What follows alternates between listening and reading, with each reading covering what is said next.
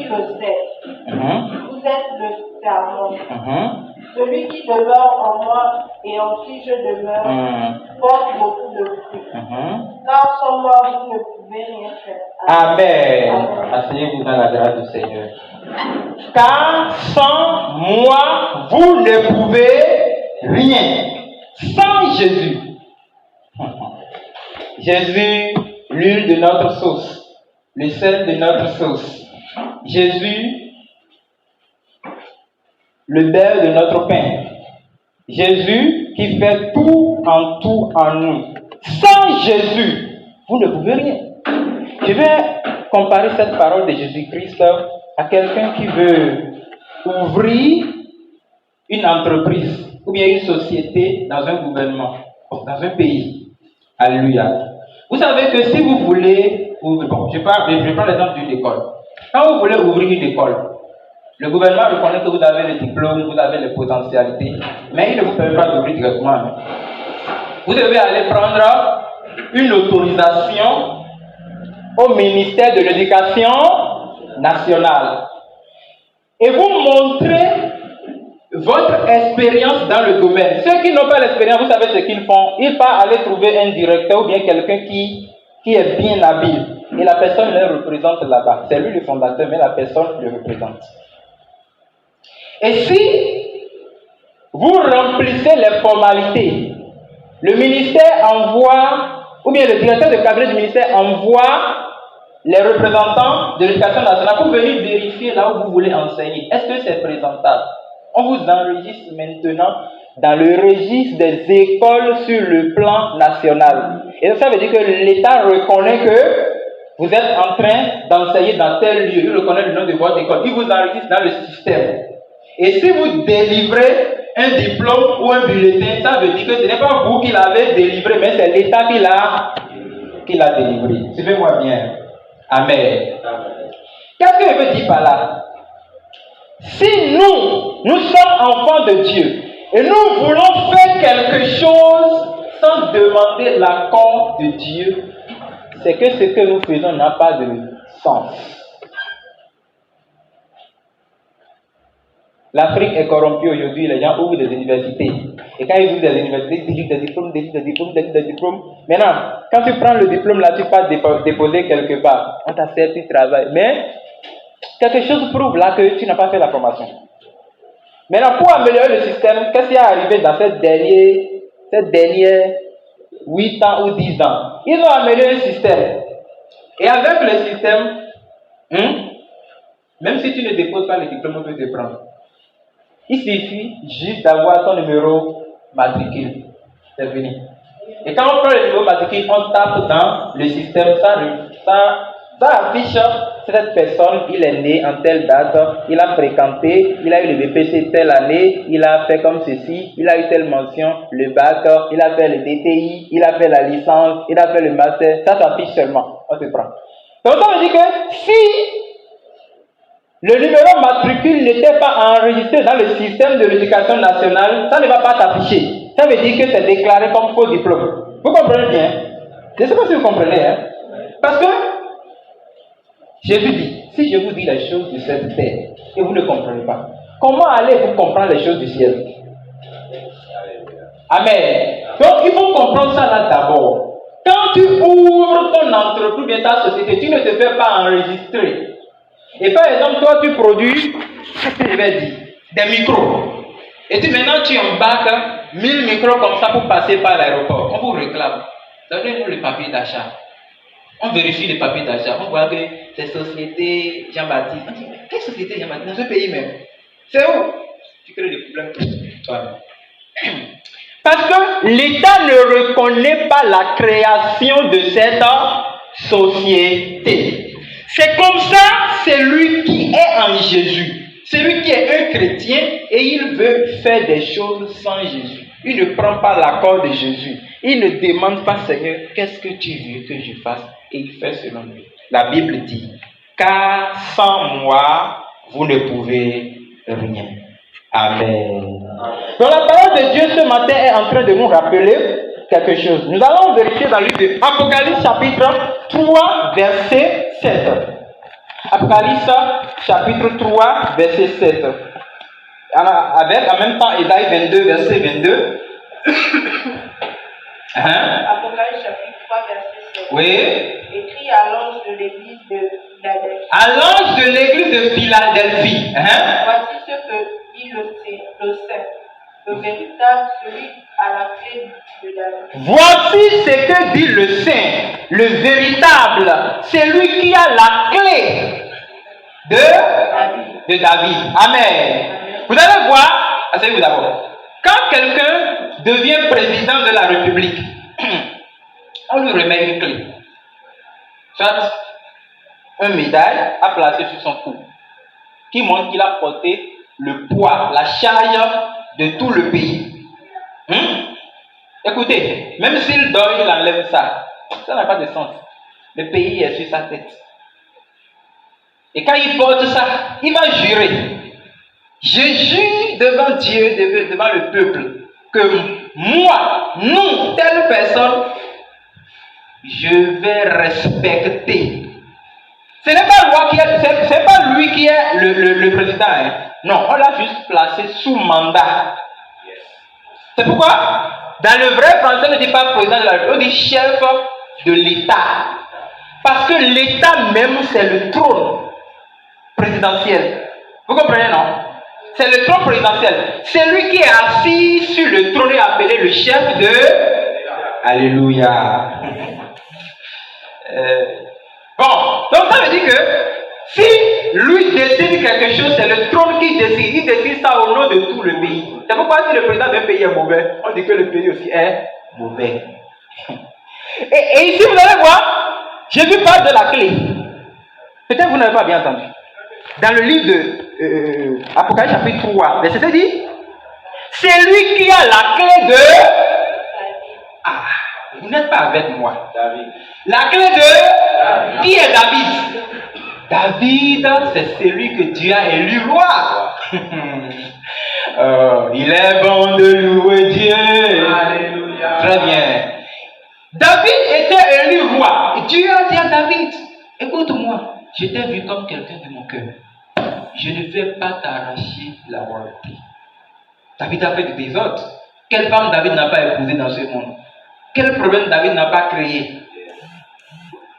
Mais puisque Dieu l'a déjà compté, chaque fois, je lisais la Bible hier, bien avant-hier, où Ruth, qui avait accompagné Naomi, a épousé Boaz, qui fait naître Obed, qui fait naître Isaïe, qui est le père de David. David a fait Salomon. De Salomon, Dieu a compté la lignée jusqu'à ce que vienne le Christ. Bien, donc, et Christ est le lion de la tribu de... Le lion, c'est le roi. Donc, puisqu'il vient de David, il possède la clé de David. Peut-être que vous ne comprenez pas ce que moi je vois ici. Je voulais vous dire comme ça que Christ était dans David il y a longtemps. Donc, il possède la clé de David. C'est lui maintenant, il affirme sa royauté. Il dit maintenant, non seulement ça, avec la clé, il dit, c'est lui qui ouvre. Je suis celui qui ouvre. Il dit encore, et personne ne fermera. C'est lui qui ferme et personne n'ouvrira. C'est si cette personne, nous devons prendre l'agrément avant de faire tout ce que nous faisons. Amen. C'est lui qui ouvre, c'est lui qui fait. Dans le livre de David, il dit, écoutez-moi, quand je ferme, il n'y a pas celui-là qui peut ouvrir. Et quand j'ouvre, il n'y a pas celui-là qui peut fermer. Je suis la pierre. Il montre, il dit qui il est. Donc, ici, vous allez voir, aussi dans le livre de... Vous avez déjà ouvert ça? Ésaïe 22, verset 22. Ésaïe 22, verset 22. Je lis ici. Il dit,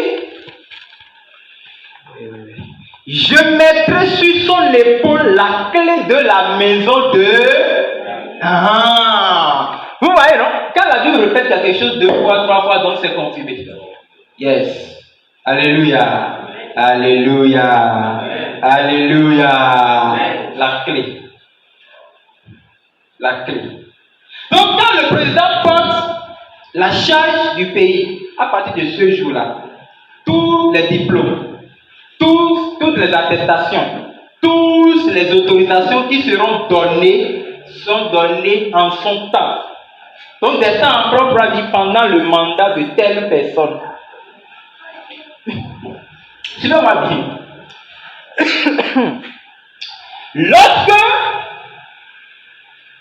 vous allez vouloir prendre un registre de commerce pour ouvrir votre centre de photocopie, de tout ça, est-ce que le registre de commerce, c'est le président qui a délivré ça? Mais c'est délivré au nom du président. Parce que quand vous voulez prendre ça, vous allez peut-être à l'arrondissement ou à la mairie. Et vous remplissez les formalités et la mairie reconnaît que vous êtes en train de faire telle chose. Donc vous payez les thèmes, vous payez... Tout ça là, le président même ne va pas venir faire ça, Non, mais la mairie représente le président. Le gouvernement représente le président. Toutes les institutions représentent le président. Donc quand ils prennent la décision, c'est le président qui prend la décision. Sinon, quand tu seras en train de vendre là, en train de faire ta chose là, et la mairie va venir pour dire, montrez-nous les papiers. Tu vas faire... Ils vont te dire d'accord, fermez-nous la porte. On vous bloque ça. Pourquoi? Parce que sans le gouvernement, tu ne pourras rien.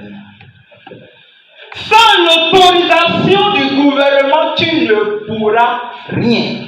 Sans que tu ne pas t'enregistrer là-bas, pour que l'État reconnaisse que tu es en train de mener cette activité, on qualifie ça d'illicite, c'est ça non? C'est ça non? Voilà. Ça veut dire que c'est hors loi.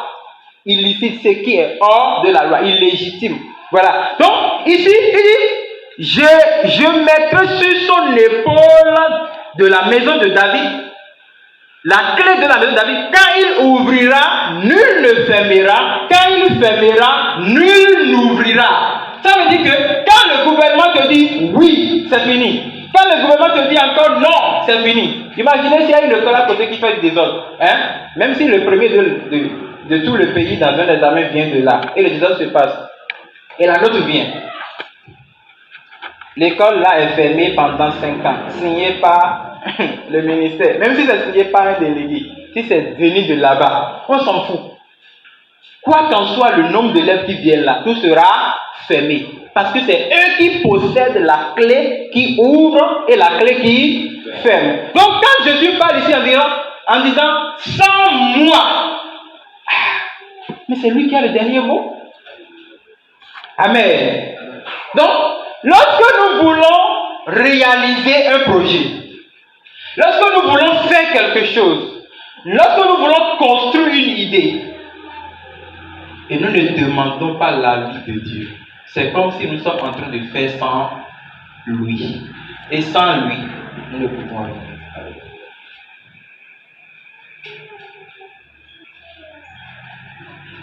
Bien-aimés dans le Seigneur, qu'est-ce que nous faisons aujourd'hui? Qu'est-ce que nous réalisons aujourd'hui sans Jésus? Si vraiment nous reconnaissons que notre raison de vivre, c'est lui, pourquoi faire des choses sans lui?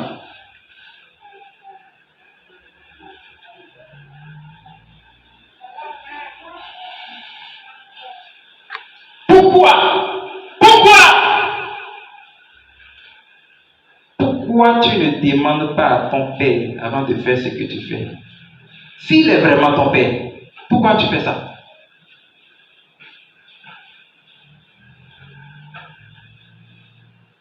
Vous savez, dans la tradition africaine, il y a quelque chose que, je dirais, moi j'aime. Ce n'est pas forcément que... Parce que ce n'est pas tout ce qui est dans la tradition qui est mauvais. Non, il faut différencier la tradition de la culture. Il y a la tradition à part, il y a la culture à part. La culture... Bon, par exemple, je vais vous montrer la différence entre la tradition et la culture. La culture regroupe ce qui veut, tout ce qui, comment dirais-je, tout ce qui est ancestral. Ça veut dire les dieux, mais la tradition, façon d'habiller d'un pays ou d'un royaume, leur langue qu'ils parlent, leur langue locale. Vous voyez, non? Leur nourriture est B. les manières de faire les choses. Voilà, donc il faut différencier vraiment parce qu'aujourd'hui il y a la confusion. Quand on parle de djihad, tout le monde pense que oh, c'est les dieux, c'est les... Non, c'est pas ça.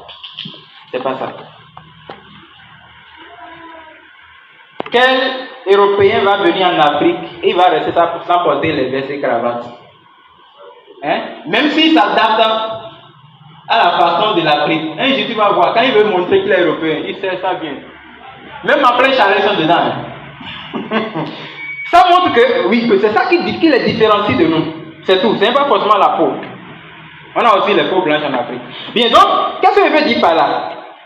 Dans la culture africaine, il y a quelque chose. Lorsque un enfant veut faire quelque chose, il ne le fait pas de lui-même. C'est le parent qui décide à sa place. Allez vérifier, vous allez voir que c'est comme ça. C'est le parent qui décide à sa place. Donc, des fois, si le parent dit non et l'enfant dit oui, c'est la guerre qui commence. C'est avec la modernité, ça veut dire que le monde est en train d'ouvrir un peu les yeux, que maintenant on dit non, il y a la liberté, il y a la démocratie, chacun fait ce qu'il veut. C'est aussi bien. Mais, ce n'est pas aussi bien. Parce que le libre arbitre de chacun peut le conduire à l'échec. Oui. Mais s'il y avait un grand qui voyait avec la personne, il peut peut-être échouer, mais pas forcément, pas facilement comme ça. C'est pourquoi, quand Jésus dit, sans moi, Jésus se place derrière nous comme quelqu'un de grand, à qui nous devons poser tout ce que nous voulons faire. Tu n'as pas réussi à ce que tu voulais, parce que tu voulais faire sans Jésus. Tu combats, ça ne marche pas, parce que tu voulais faire sans. La personne a dit, sans moi, tu ne pourras rien. Donc, vous allez voir, dans le même livre d'Ésaïe, chapitre 29, je vais lire le verset 13 ici, vous allez lire le verset 15 là-bas. Le verset 13 ici, il dit, le Seigneur dit, quand ce peuple s'approche de moi, il m'honore de la bouche et des lèvres, mais son cœur est éloigné de moi. À qui ressemble celui qui ne consulte pas Dieu? Il est ressemblé à celui dont le cœur est éloigné de Dieu. Alléluia. Alléluia.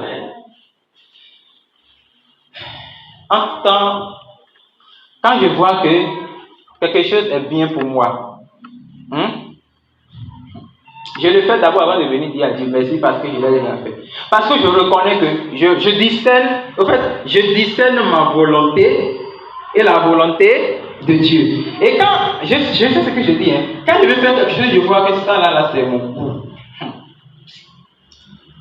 Même si je reconnais que je dois finir mal, je fais ça. Je le fais. Il a fallu que je tombe plusieurs fois pour que Dieu m'enseigne bien. Avant que les fois maintenant, j'ai dit Seigneur, pardon. J'ai commencé par comprendre un peu. Parce que j'ai réalisé que plus je continue, plus je tombe. Plus je continue, plus je choue. La dernière leçon que Dieu m'a enseignée, c'est quand je n'ai pas payé un téléphone. Ah, Dieu aussi. Dieu enseigne, mais si Dieu vous enseigne, c'est parce que Dieu vous aime. Oui, nous on méprise l'enseignement. Nous méprisons aussi la sanction. Nous méprisons la chicotte. Oui.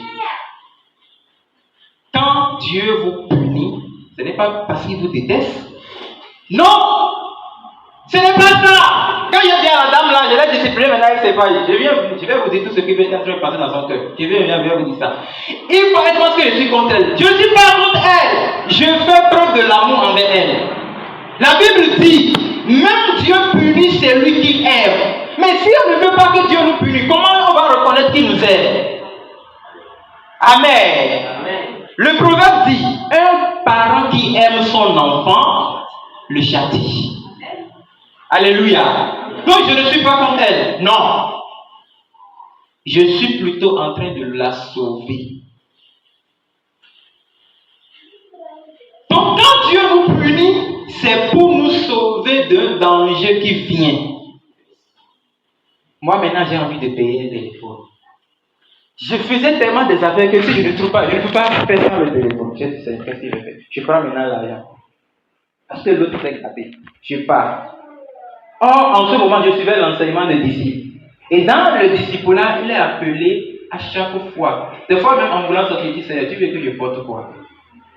Parce que peut-être pas ma façon de s'habiller, quelque chose va se passer là-bas. Avant même de manger, des fois, on dit, quand nous rencontrons avec les frères, on dit on va manger quoi? Quelqu'un va dire on doit consulter le Seigneur. Vous voyez que ça devient la folie. C'est pas la folie. Nous, on était en train d'apprendre. C'est pas forcément il faut faire ça. Non. Nous apprenons. Et moi, je sors comme ça. Je suis parti. On m'a donné. Comme j'étais tellement assoiffé, j'ai payé les téléphones. Je suis venu à la maison. J'ai passé mon âme.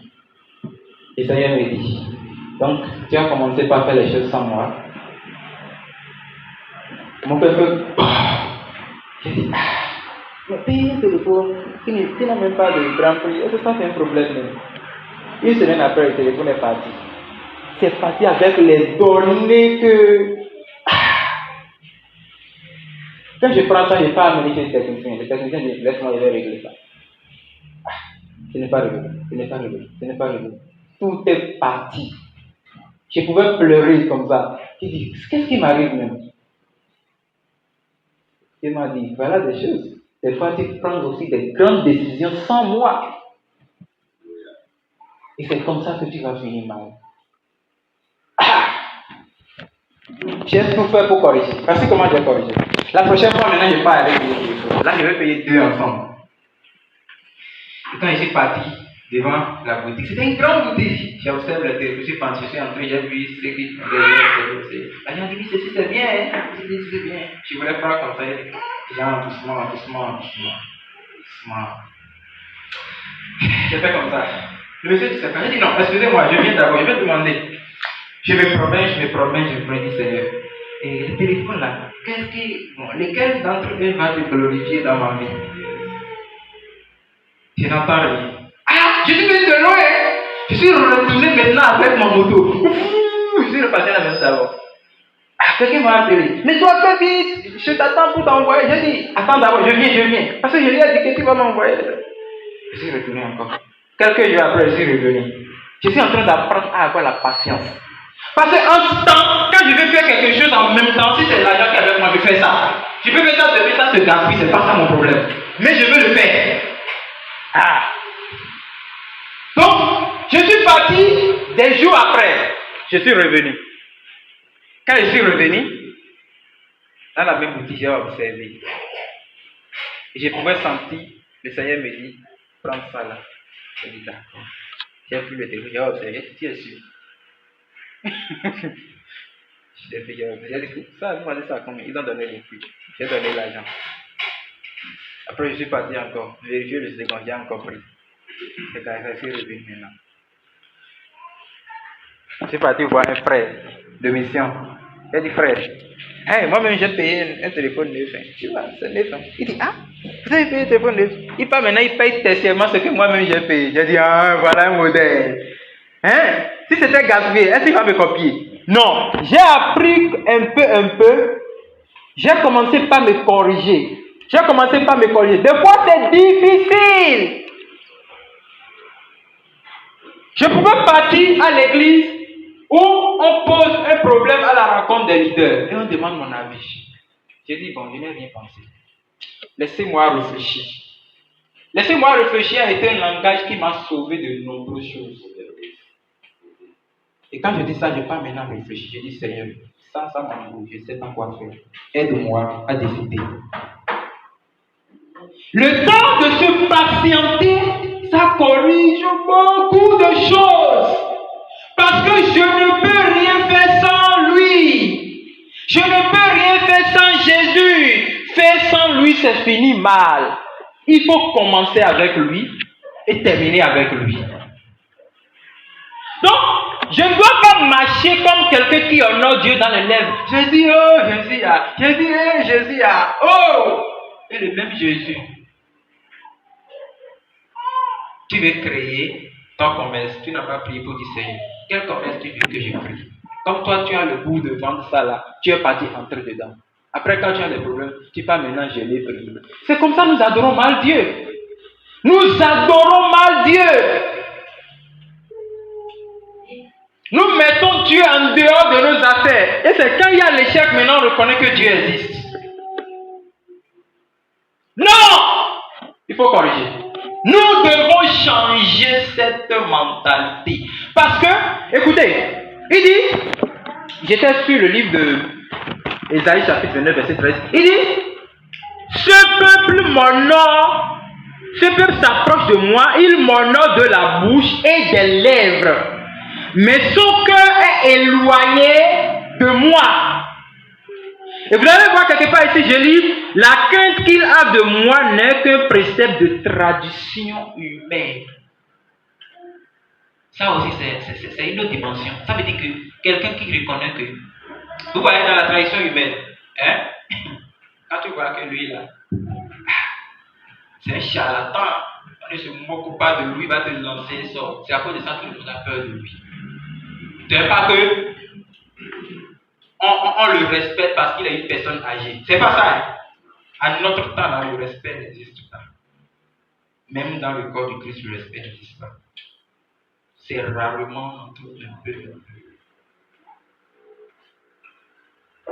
Tu vois que la personne est âgée, il a déjà l'âge de ton papa, respecte-le. Tu ne le respectes pas parce que tu connais que c'est un charlatan. Et quand il va lui faire quelque chose, il va te lancer le sort. C'est ça la tradition humaine. C'est pas là que nombreux respectent les gens aujourd'hui.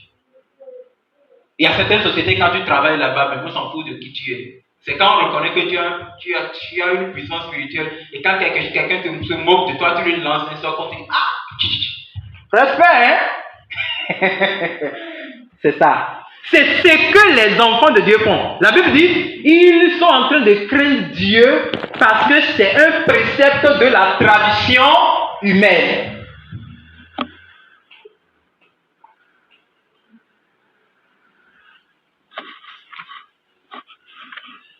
Car sans moi, vous ne pouvez rien. Le verset 15. C'est bon? Ou bien je lis ici? Verset 15. Oui. Malheur à ceux qui cachent leur dessein. Ça, c'est dessein, oui. Pour les dérober à l'intérieur. Celui qui cache ses desseins, ça veut dire, c'est lui qui construit un plan. Et qui dit non, Dieu, ça ne te concerne pas, pardon. Oh là là, arrête-moi ça. Toi, tu peux cacher quoi, Dieu? Il y avait certains frères qui prient. Seigneur, pardon, hein, prends de ma tête jusqu'à la hanche. Mets de la hanche jusqu'au pied, laisse-moi gérer ça. Parce que il ne peut pas vivre sans les femmes. Ah! Non, les chrétiens de mon siècle. Hein? Seigneur, prends de ma tête jusqu'à la hanche. Ça veut dire qu'il va corriger sa façon de parler. Il va discipliner ses yeux. Il va corriger tout. Mets de la hanche jusqu'au pied là. Seigneur, laisse-moi gérer ça seul. Vous voyez pas que l'homme a des problèmes? Hein? Donc, la Bible dit ici, il dit, c'est lui qui cache ses desseins. Ça veut dire que c'est quelqu'un qui nourrit un projet, mais qui n'a pas consulté Dieu. Vous voyez? Quelque part dans la Bible, les enfants d'Israël ont fait une alliance avec un peuple. Ils n'ont pas consulté Dieu. Ça a créé de grands problèmes. C'est pourquoi David, chaque fois que vous allez voir, il dit, Seigneur, est-ce que tu me permets? Seigneur, est-ce que tu me permets? J'aime une partie dans toute l'histoire de David, que je vais vous dire ça. Hein? Quelque part, un jour, il dit, Seigneur, est-ce que tu me permets de partir? Et Dieu dit, ne pars pas, laisse-moi. Laisse-moi régler. Allez, c'est juste une petite partie là. Et le jour J de la guerre, David s'est planté. Et Dieu, que je sais, le premier et le dernier, lui-même en personne passe par un géant pour combattre devant David. David n'a pas combattu le jour-là. C'est pourquoi dans ces chants, dans les psaumes, quelque part, il a dit que le Seigneur se lève et qu'il écrase mes ennemis. Parce que Dieu était devant lui comme un combattant. Et il a laissé Dieu régler le problème. S'il n'avait pas consulté Dieu, il allait entrer. Et la bataille que Dieu même en personne voulait faire, David va vouloir remplacer la place de Dieu. Dieu n'aime pas ça.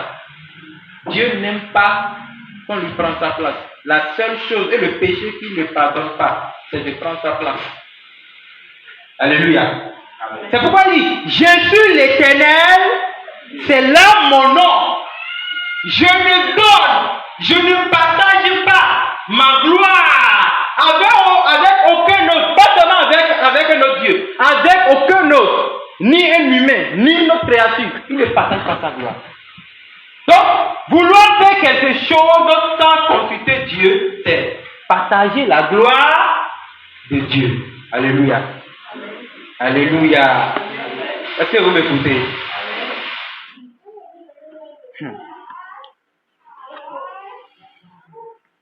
Car sans moi, vous ne pouvez rien. Quelqu'un qui veut construire une maison et qui ne cherche pas à voir un architecte, un technicien de bâtiment, pour lui réaliser le plan de la maison. Et lui-même se lève, comme il est un maçon, il se voit que non, en tant que maçon, je peux déjà faire. C'est-à-dire que le maçon, c'est un technicien.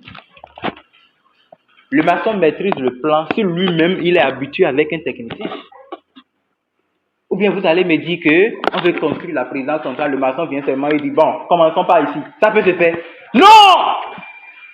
Les vrais projets sont construits avec un technicien. C'est Dieu le technicien qui nous dirige. Quand tu veux faire quelque chose, tu ne le consultes pas. Tu ne demandes pas, Seigneur, comment veux-tu que je fasse? Seigneur, je veux le faire. Permets-moi de le faire.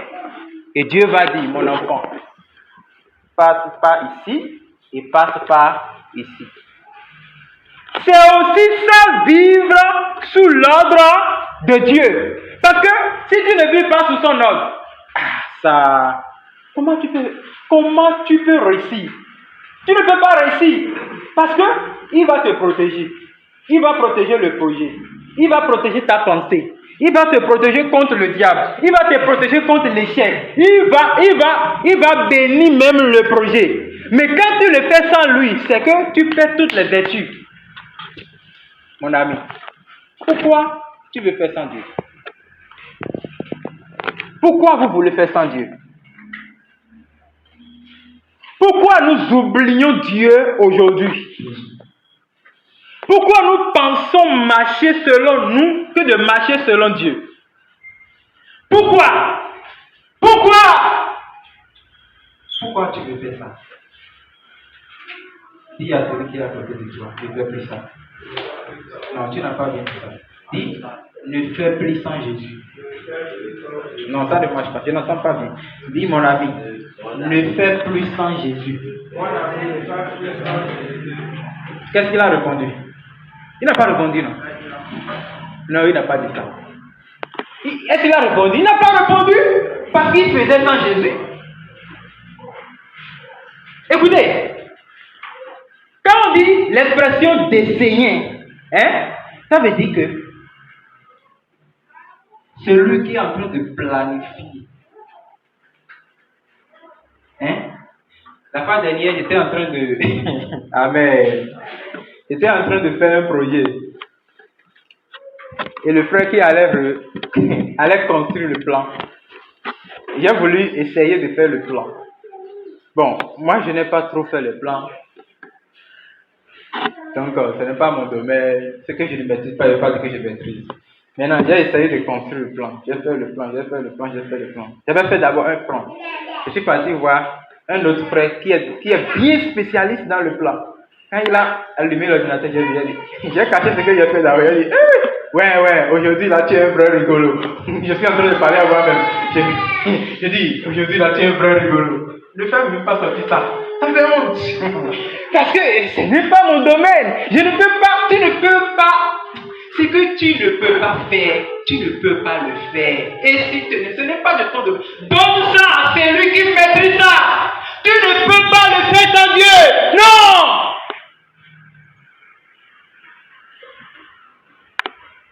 Vous savez, donc le dessein, c'est le plan. Mais comment Dieu même peut dire, je suis étonné, il dit, malheur à ceux qui cachent Bon, peut-être vous ne comprenez pas avec moi, mais moi je vais te demander, est-ce qu'on peut cacher quelque chose à Dieu? Mais comment dit-il qu'on est en train de lui cacher? Parce que sûrement on est en train de lui cacher quelque chose là. Et il dit malheur à celui qui cache. Peut-être que vous ne voyez pas. Ça veut dire que l'homme est tellement rusé que il pense qu'il peut cacher quelque chose à Dieu. Hein? Vous voyez, non? Pourquoi tu fais ça? Pourquoi tu caches les choses à Dieu? Hein? Et quelque part ici, je peux lire pour dérober à l'Éternel. Ça veut dire que, histoire de faire comme si ça ne s'est pas produit.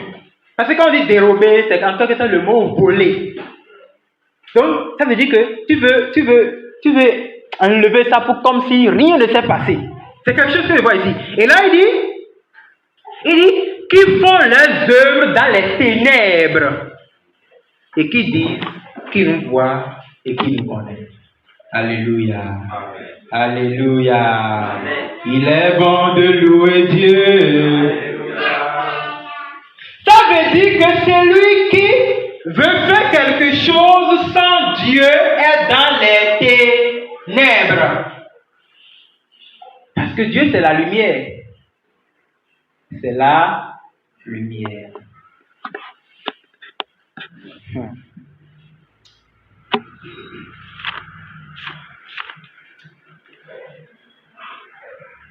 Car sans moi, vous ne pouvez rien. Dans le même livre, le chapitre 30, verset 1er. Isaïe 30, verset 1er à 2. Malheur dit l'Éternel aux enfants rebelles. Malheur dit l'Éternel aux enfants rebelles. Tu ne seras pas un enfant rebelle au nom de Jésus-Christ. Le malheur qui se trouve dans cette parole ne va pas t'atteindre. Amen. Parce que quand Dieu dit malheur, ça veut dire que Dieu n'est pas content. Il a supporté, il risque de vous montrer qu'il va être puni. Vous savez, même en pleine malédiction, Dieu continue d'aimer Israël. Hein? Israël a péché. Et Dieu les a fait partir. Il a fait venir la guerre. Et Babylone les a emportés pendant 70 ans. C'était preuve de l'amour. Ah, Dieu, toi aussi ton amour là. Hein? 70 ans d'esclavage. De souffrance. 110 ans même, ça c'est pas peu. 400 ans qui s'est produit en Égypte, là, comment on appelle ça? Ça fait 4 siècles. Pourtant Dieu aime. Alors, répète avec moi. Dieu est amour. Dieu est amour. Il te donnera la sagesse de reconnaître son amour au nom de Jésus-Christ. Le verset 1. Malheur dit l'Éternel aux enfants rebelles. L'Éternel appelle celui qui va loin de lui un enfant rebelle. Qui prenne des résolutions sans moi. Or, car sans moi, vous ne pouvez. Dieu ne va pas t'empêcher de faire sans lui, mais il va seulement t'avertir. Sans moi, ça ne va pas marcher. Continue. Mais si tu veux, je suis toujours là. Hein? Il ne va pas te forcer à le suivre. Mais il va chaque fois te dire, je suis toujours là. Hein? Tu veux de moi? Facilement, je peux t'aider à régler ça. Hein? Ok, Dieu, je ne veux pas. Ok, continue. Quand tu vas tomber, tu ne seras pas. Ah, il est même à côté de toi. Quand tu vas terminer. Tu veux maintenant me suivre? Tu n'es pas prêt. Continue d'abord, je t'attends. C'est toi qui penses que tu réussis. C'est toi qui penses que sans Jésus, tu réussis avec tes ruses. Mais tu n'as jamais réussi devant lui. Allez, on y va. Les enfants rebelles qui prennent des résolutions sans moi. Vous faites des alliances sans la volonté de Dieu. Pour accumuler péché sur péché. Pour accumuler péché sur péché.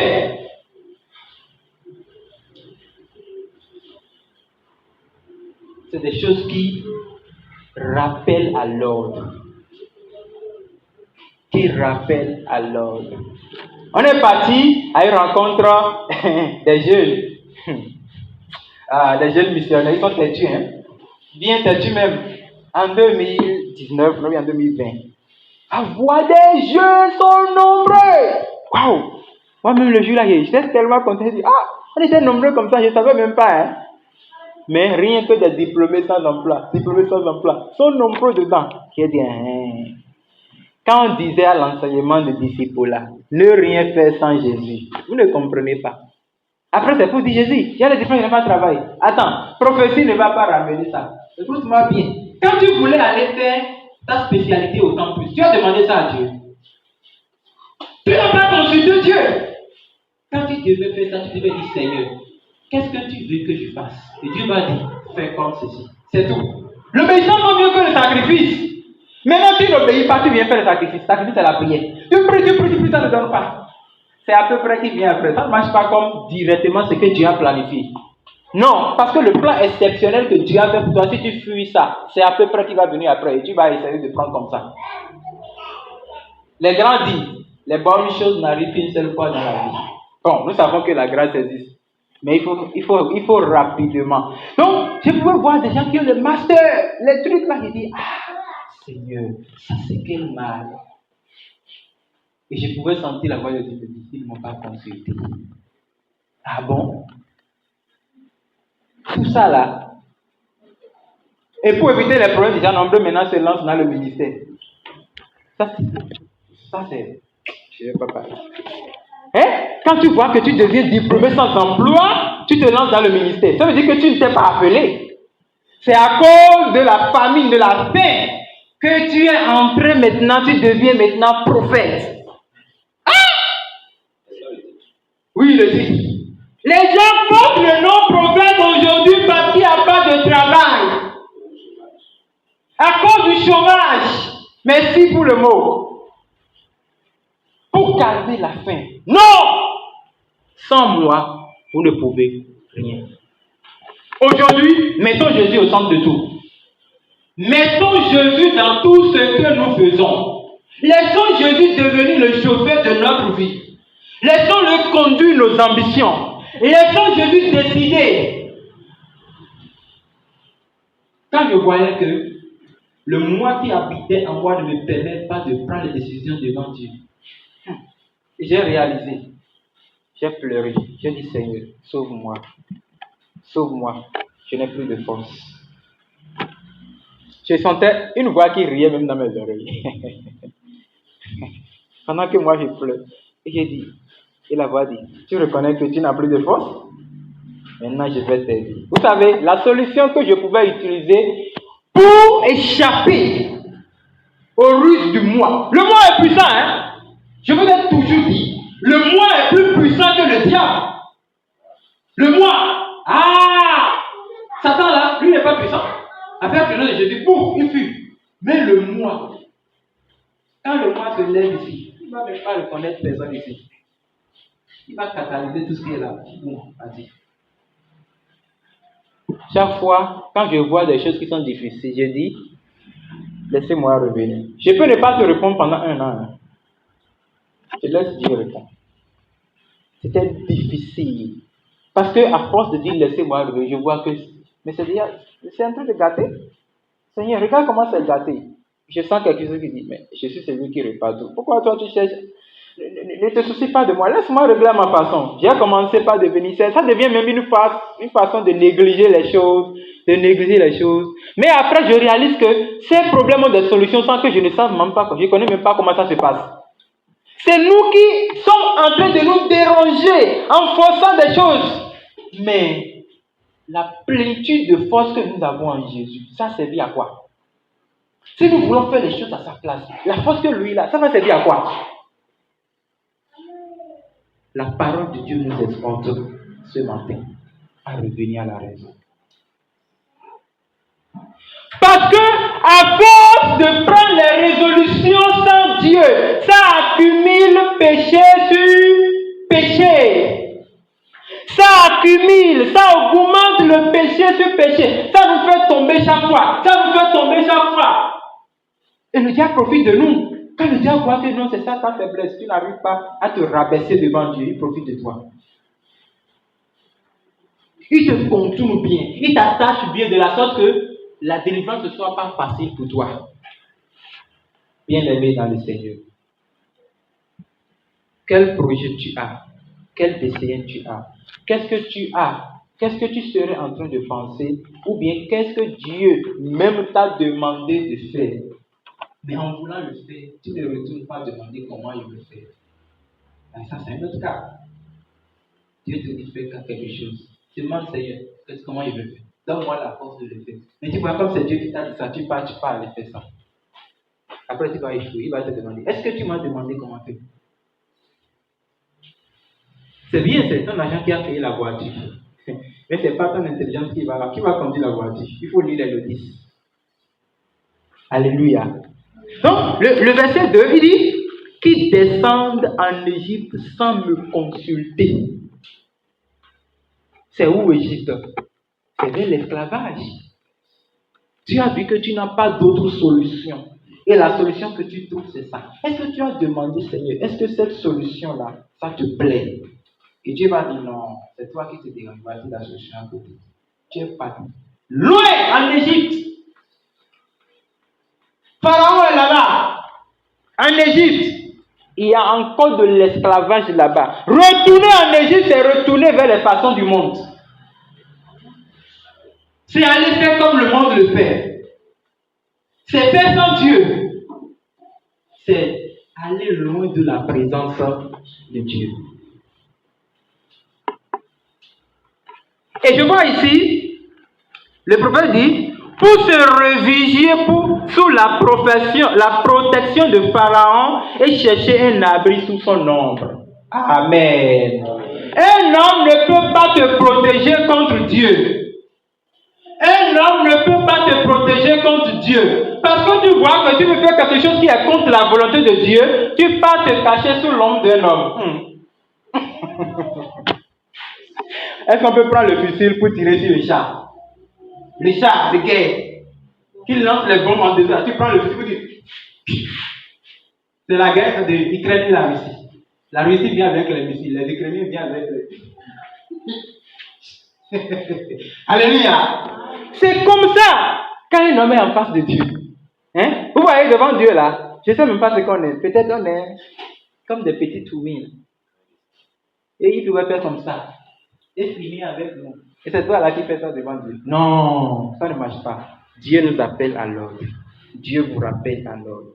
Dieu t'appelle à l'ordre à revenir sur le chemin droit. Alléluia.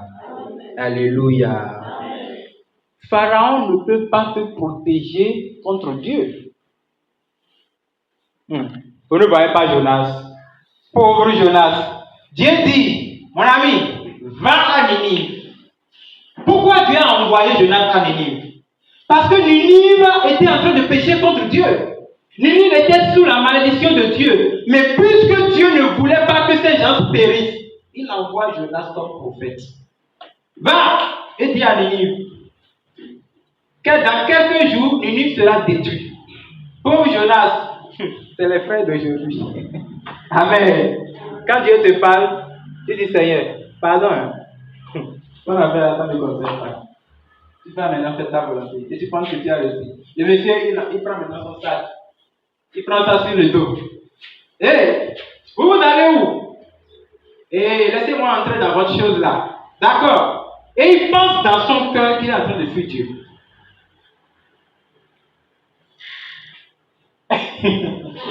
Hein? Il entre maintenant dans le bateau des gens. Vous voyez, Dieu, j'aime bien sa façon. Vraiment, je veux vraiment le ressembler totalement. Il laisse le monsieur maintenant entrer au milieu de l'océan. Yes. Et il dit, toi écoute-moi là. Commence par lancer le vent. Ouh! Hey! Au milieu de l'océan. L'océan n'est pas ami de quelqu'un. Je connais l'eau là, ne part pas dans l'océan. C'est pas la mer là, c'est calme là, c'est. Mais l'océan, même que Dieu n'ose. Moi, je félicite ceux qui prennent les bateaux pour quitter l'Afrique pour aller en Europe. Ah, ils ont chapeau pour eux. Parce que si vous voyez façon, le bateau serait en train de danser sur l'eau. C'est ce que Jonas a créé. Les gens là, ils sont des idolâtres, ils ne connaissent pas les choses de Dieu. Ça ne les concerne pas. Le problème, c'est Jonas. Sûrement, ils avaient l'habitude de voyager avant. Mais ils n'ont jamais telle chose. Mais, en connaissant la façon dont les dieux fonctionnent, ils savent que cette chose ne serait-il pas la punition d'un Dieu? Donc, sûrement, quelqu'un a déjà péché au milieu de nous. En ce moment-là, mon frère Jonas était en train de dormir quelque part. C'est souvent ceux qui s'entêtent contre Dieu qui s'en foutent. Oui. Ils ont fait le tirage de sort. Si moi j'étais à ta place, vous savez ce qu'il va faire? Il va dire pardon, c'est moi. C'est moi, allez. Vous savez ce qu'on va faire? Je connais la 16 solution. Dis Seigneur, pardon. Priez, vous tous priez pour moi. Je n'allais même pas aller dormir parce que j'aurais déjà le cœur. Oh, moi-même j'ai la peur. Hein. Ah, j'ai la peur. Quelque chose s'est produit avec moi en un moment là. Depuis là, la peur est venue dans moi. Sinon, je n'avais pas peur. Je vous assure, même si la tête tremble, je n'avais pas peur. Je suis tellement têtu. Mais quand quelque chose s'est produit avec moi, c'est depuis là que la peur est venue. Tu me vois comme ça maintenant. Mais c'est ce qui s'est passé pour dire, pour quelqu'un. J'espère que ça ne vient pas de moi. Hein. Parce que si peut-être j'ai déjà fait une erreur et il serait en train de me guetter. Parce que quand il va me gifler maintenant, toi tu vas faire quelle prière pour me sauver de ça, mais. Donc c'est pourquoi je me paille. Amen. Jonas a créé. Il est parti maintenant se réfugier derrière. On a fait le tirage, ça l'a attaqué. Ils ont dit, regarde ce que tu nous as fait. Tu nous as laissé jeter toutes nos marchandises dans la mer. Qu'est-ce que tu nous as fait? Ils ont même fait des sacrifices pour calmer les dieux. Ça n'a pas marché. Jonas pouvait dire, jetez-moi dans l'océan. Te jeter dans l'océan? Oui, jetez-moi dans l'océan. Je n'ai plus. Moi, je vois que ça là aussi, c'est encore une façon de s'entêter contre Dieu. Oui. Pourquoi il ne peut pas demander pardon à Dieu? Donc, il voulait forcément fuir une ligne. Il ne voulait pas sentir ça.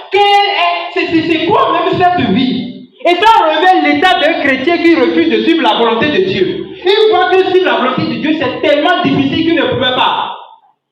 Non! Pour fuir une ligne, il a préféré entrer dans l'océan. Quelqu'un dont la tête fonctionne bien peut dire de le jeter dans l'océan. Vous ne voyez pas que l'homme est têtu. Et c'est lui qui est prophète.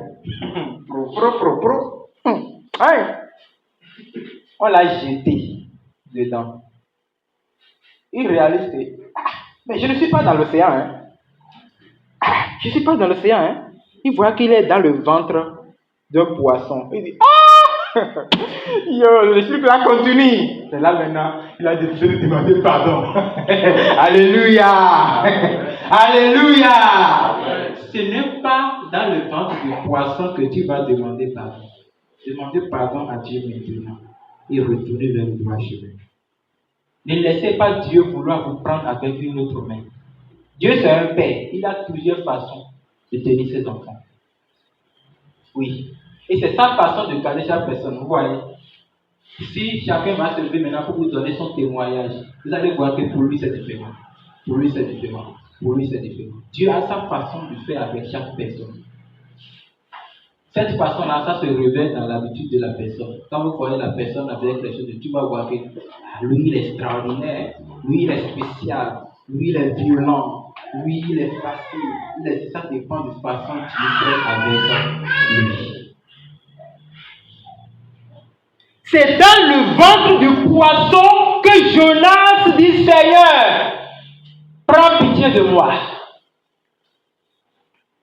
Il y a une meilleure façon de le faire. Il y a un meilleur moyen de déplacement, plus mieux que le bateau. C'est le poisson. Plus vite. Le poisson le prend en même temps. Direction Ninive. Dieu. Hey, si c'était moi, qu'est-ce que j'allais faire même? Je vais retourner dans l'océan. Hein? On t'envoie à Ninive, tu te retrouves dans la bouche du poisson. Pourquoi tu refuses de suivre la volonté de Dieu? Pourquoi tu t'entêtes et tu t'imposes devant Dieu, frère? Pourquoi? Pourquoi tu veux faire ça, Dieu? Pourquoi tu veux faire ça? Pourquoi tu veux te défendre?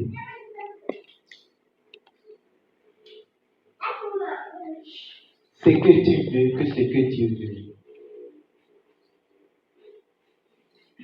Dieu est en train de te parler. Et Dieu est en train de te mettre en garde. Fais attention. Parce que sans moi, vous ne pouvez pas. J'ai toujours pris ma vie pour témoigner.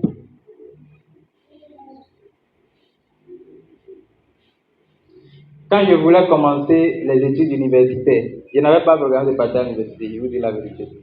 C'est après le bac, j'ai réfléchi. Il y a une dame qui m'a envoyé un document. J'ai consulté le document, on m'a donné une bourse. J'ai fait une université parce que je n'avais pas la bourse pour le bac, juste parce que j'étais malade en composant à la fin de ma composition. Parce que tout le monde savait que j'étais brillant. Et quand j'ai pris la bourse comme ça, la bourse me donnait l'opportunité de vite faire les études même et d'avoir facilement la licence. Je peux profiter du master. J'ai pris la bourse et je suis venu maintenant. Chaque fois, j'ai mon dirigeant qui est à côté.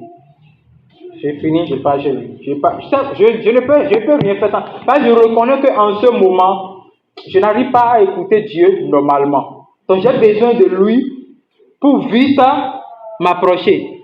J'ai dit, même pour... Qu'est-ce que je vais faire même? Avant de... Je le consulte chaque fois. Je consulte chaque fois. Je suis parti, j'ai pris l'attestation comme ça. C'est un politicien qui nous donne... Moi, je vois ça comme un politique même.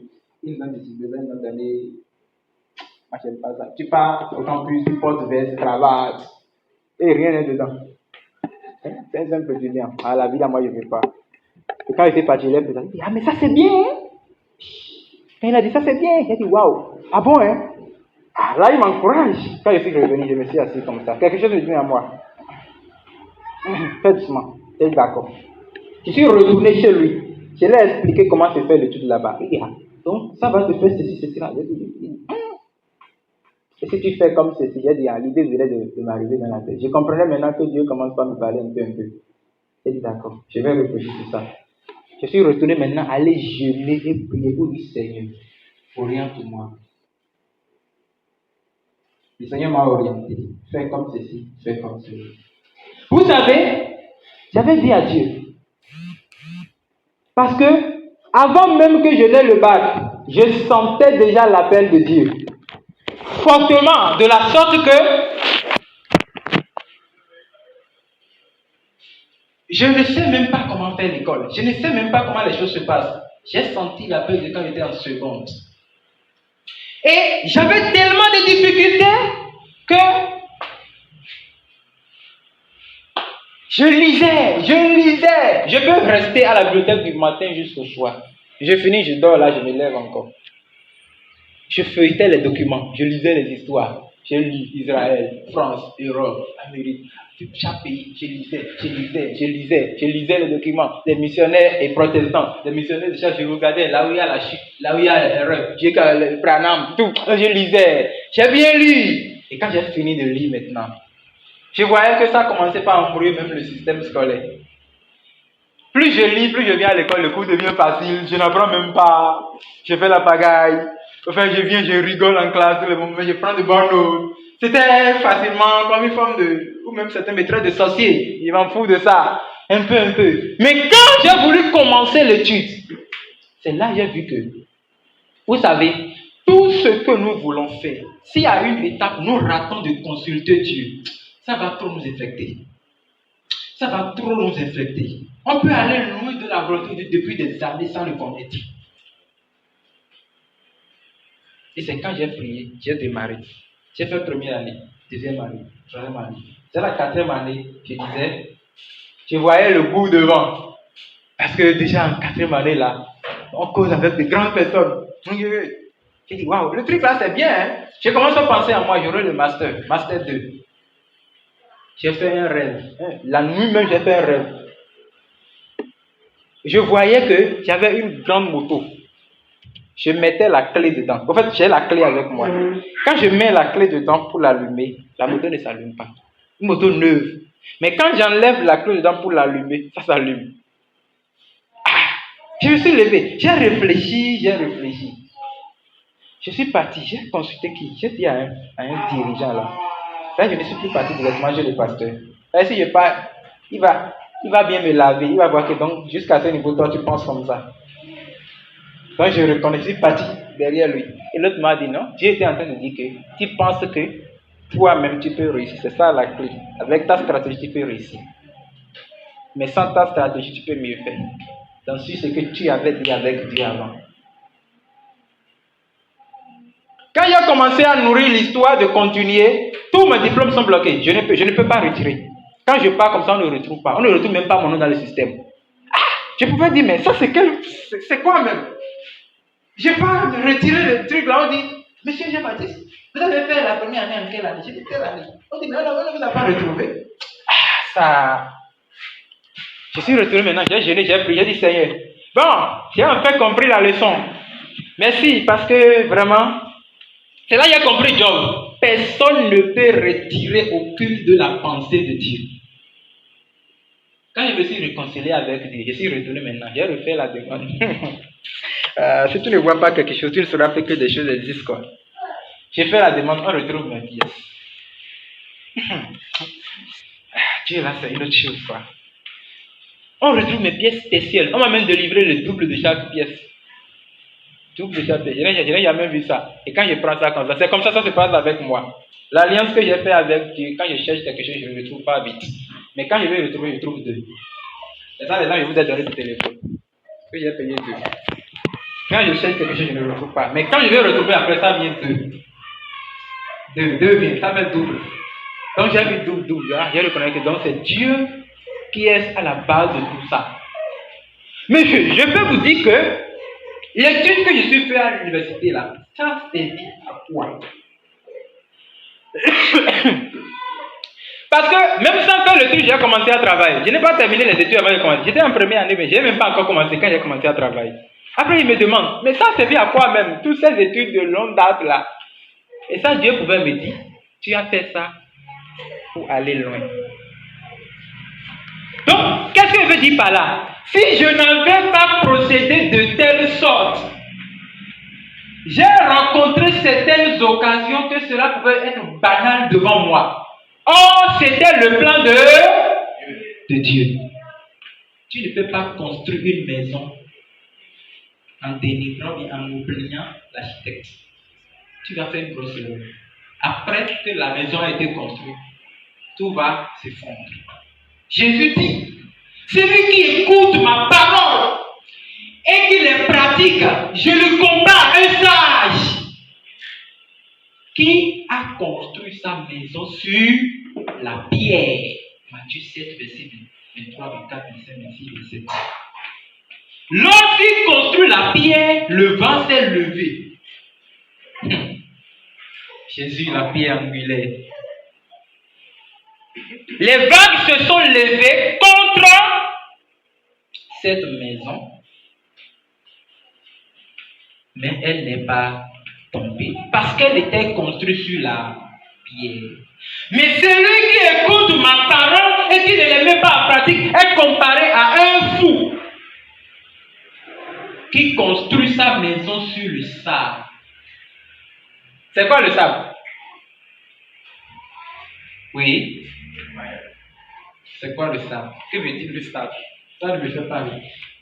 Hein? Hein? C'est du propre plaisir. Tu viens.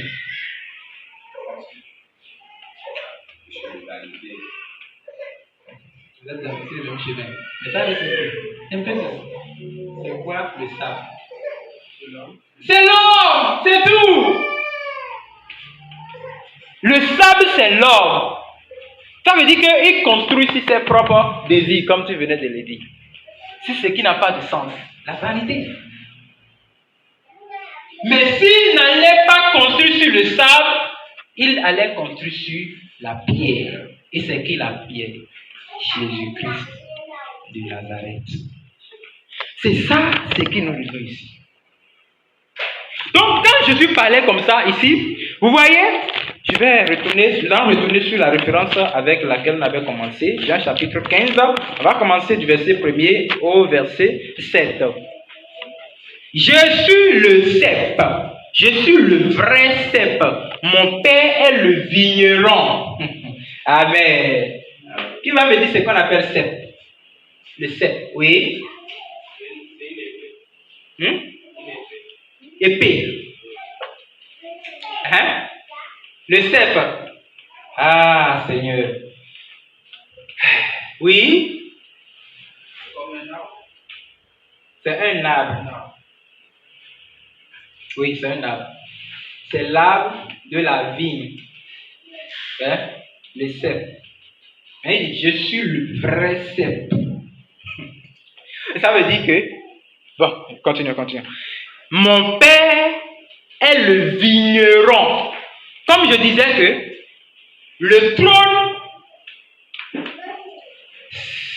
c'est la domination. Mais celui qui est assis sur le trône, on l'appelle le chef de l'État. Hein? Ça veut dire que Christ est venu de Dieu.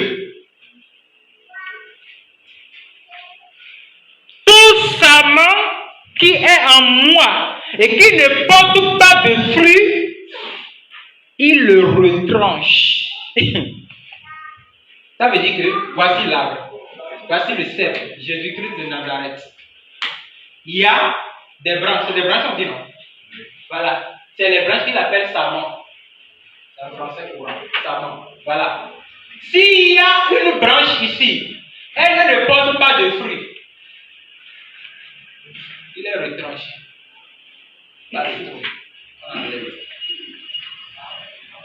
Il doit porter des fruits. Donc en Jésus, il doit porter des fruits. Mais qu'est-ce qui fait qu'on ne porte pas de fruits? C'est ça que Jésus va expliquer ici. Il dit, et tout serment qui porte le fruit, il les monte. Ça veut dire quoi? S'il y a des branches que eux, ils portent de fruits, chaque année tu portes de fruits à Dieu. Tu portes de fruits à Dieu. Pas forcément, et tu pars travailler, tu trouves l'argent. Hein. Non. Ça, c'est pas forcément porter de fruits. Il y a des gens qui ne sont pas chrétiens, non? Ils ne trouvent pas d'argent. Ah ouais. C'est pourquoi moi, je blâme ce message. Même sans Jésus, les gens trouvent de l'argent. Mais pour nous qui sommes en Jésus, nous avions déjà soumis nos désirs à Dieu. Donc nous laissons Dieu maintenant nous donner ce que nous voulons. Donc, ta vie chrétienne doit porter de fruits. Tu es chrétien depuis 2 ans, 3 ans, tu es au même niveau. Tu n'as pas gagné dans la parole. Tu n'as pas gagné dans la mentalité. Tu n'as pas de changement. Tu n'as pas gagné des âmes à Dieu. Et ça veut dire, la branche qui ne porte pas de fruits est retranchée. Fais doucement pour que tu ne sois pas retranché. Dieu nous avait dit. Maintenant, il dit quelque part ici, mais si tu portes de fruits, on t'arrose encore. On t'enlève les petites feuilles qui vont t'empêcher de vite produire de fruits. Vous voyez, non? Maintenant, afin qu'il porte encore des fruits. Verset 3. Déjà, vous êtes purs à cause de la parole que je vous ai annoncée. Tu es pur au nom de Jésus-Christ. Tu es pur par la parole de Dieu au nom de Jésus-Christ. Vous êtes purs par la parole. Ça veut dire que si tu avais une façon de faire selon toi, Dieu ne considère plus ça. Parce qu'il t'a déjà averti. Donc, il tourne dos à ça. Il te laisse maintenant recommencer à nouveau. Vous comprenez, non? Maintenant, le verset 5. Non, le verset 4, il dit, demeurez en moi, et je demeurerai en vous, frères et sœurs dans le Seigneur. Est-ce que vous êtes en Dieu?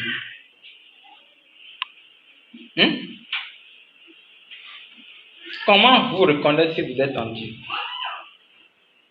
Si vous êtes en Christ, qu'est-ce qui prouve que vous êtes en Christ? Parce que là, il y a 2 étapes. Demeurer en Christ. Christ demeure en vous. Christ est en moi. Moi, je suis en lui. Bon, ça va me faire tarder. Je laisse ça là d'abord. Je vais résumer ça vers la fin si je n'oublie pas. Il dit, comme le sarment ne peut de lui-même porter du fruit. Ah, je risque de le dire. Hein?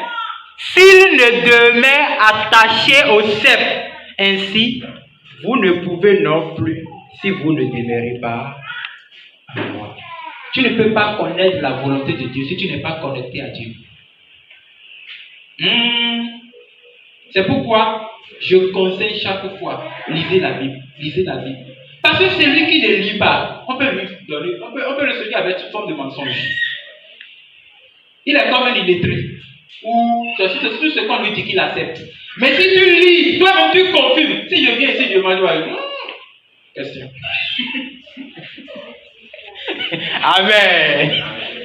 Vous comprenez, non? Donc, lisez pour ne pas être traité comme des illettrés.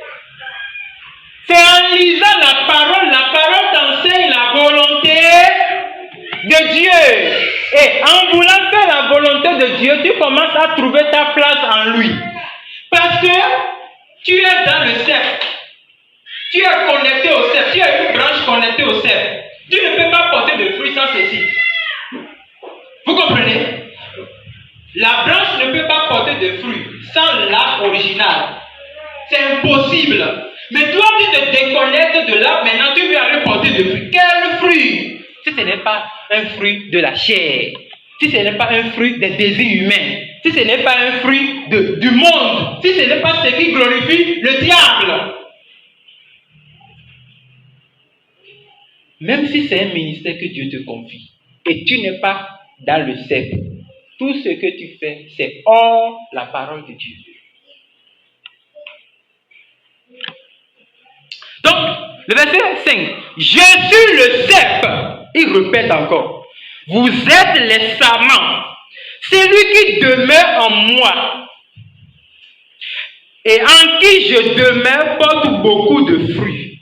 Car sans moi, vous ne pouvez,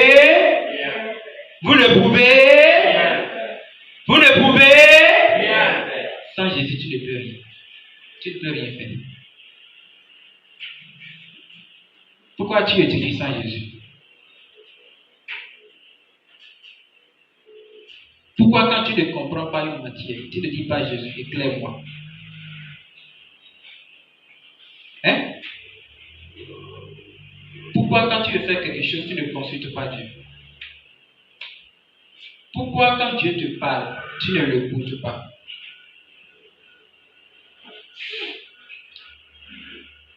Qu'est-ce qui t'empêche d'écouter ce que Dieu te dit? Qu'est-ce qui t'empêche? Qu'est-ce qui est la cause de se rebeller contre Dieu? Parce que Dieu appelle celui qui ne le consulte pas un enfant rebelle.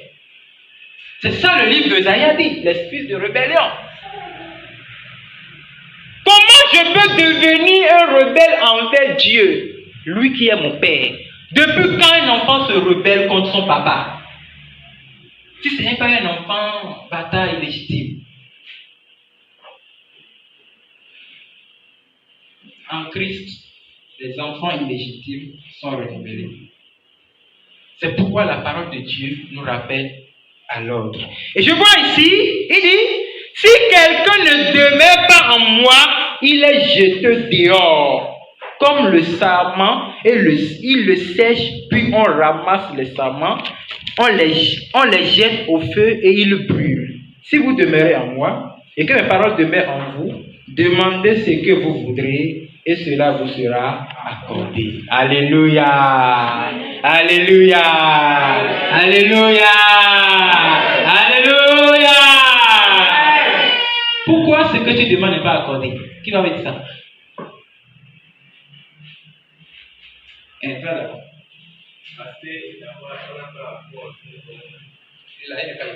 oui. C'est tout! C'est tout! Tu ne retrouves pas ce que tu cherches parce que tu ne demeures pas en lui. C'est la solution. Maintenant, pour retrouver ce que tu cherches maintenant, qu'est-ce que tu dois faire? Qui va me répondre? Pour pour retrouver ce que tu cherches, qu'est-ce que tu vas faire? Hein? Oui. Tu dois demeurer en lui, c'est tout. Je voulais voir si vous suivez bien ce que je disais. Je vais relire ça, c'est le dernier verset. Si vous demeurez en moi, c'est lui le moi, hein? C'est Jésus-Christ le moi. Un homme n'est pas le moi. On ne dit pas ça. Je connais un frère, lui n'aime pas dire. Il n'emploie même pas le mot moi, il refuse. Quand on va dire par exemple, qui a mis le document là, il va dire, c'est Cyril. Il ne dit pas le moi, il n'aime pas, il refuse. Il dit non, ce mot-là c'est un mot de Dieu, moi je n'utilise pas ça. Juste parce que je ne sais même pas. Bon, je vois que c'est pour aussi rabaisser quelque chose en lui. C'est ce que j'ai remarqué. Bon, c'est Dieu qui dit je suis. C'est moi. On dit sans moi, nous ne peut pas faire le moi. Le pouvoir du moi, c'est un pouvoir qui habite dans l'homme pour chercher à lutter contre Dieu. Le moi est déjà cassé, détruit à la croix. Nous, on ne vit plus. Si je ne vis plus, donc je n'ai plus de volonté. Ma volonté vient de Dieu. Amen. Donc il dit, si quelqu'un demeure en Jésus, si vous demeurez en Jésus, et que mes paroles demeurent en vous, vous demandez ce que vous voudrez. Et cela vous sera accordé. Vous allez voir, il y a un écart là, de façon doctorale. Vous allez voir quelque chose là que vous n'avez pas bien compris. C'est qu'il n'a pas dit demandez, je vous donnerai. Il n'a pas dit ça. Il a dit ça. Si vous demeurez en moi, ça vous sera accordé. Aïe, aïe, aïe. Mais vous n'avez pas compris. Je vais vous expliquer ça. Quelque part dans le chapitre 14, verset 12, 14, il dit, si vous demandez quelque chose en mon nom, je le ferai. Mais ici, il n'a pas dit ça. Ça veut dire que nous sommes en Christ. J'ai l'habitude de dire Christ est une entité. Et en Christ, je voyage. Je voyage. Je pars là où je veux. Je donne, je mène l'autorité. Parce qu'en Christ, il y a toute plénitude de Dieu. Donc, vous voyez, maintenant, si vous êtes en Christ, tu es dans la personne qui bénit. Écoutez, c'est lui qui bénit. Et tu es déjà en lui. Est-ce que tu as besoin de lui demander quelque chose? Non, puisque tu demeures en lui, tout ce que tu veux te sera accordé. C'est même pas donné, accordé. Ça veut dire qu'on a déjà fait la provision là. Oh, vous ne comprenez pas bien. Je dis, tu as besoin de 2 voitures. Tu n'as pas encore besoin d'aller payer changer une voiture, non. Puisque tu demeures en lui, tous tes désirs te sont accordés. Parce que c'est lui qui bénit. Or, tu demeures dans le béni. Mais toi, tu deviens une bénédiction. Tu n'as pas besoin de gémir, non! Tu es déjà dans la bénédiction. Il n'a pas dit je vous donne. Alors, je vais vous relire ça. Et j'entends ici, si vous demeurez en moi et que mes paroles demeurent en vous, demandez ce que vous voudrez. Et cela vous sera accordé. Aïe. Demandez ce que vous voudrez et cela vous sera. Dis-lui ça. Il faut dire ça. Dis, allez. Dis à celui, demande ce que tu voudras et cela te sera accordé.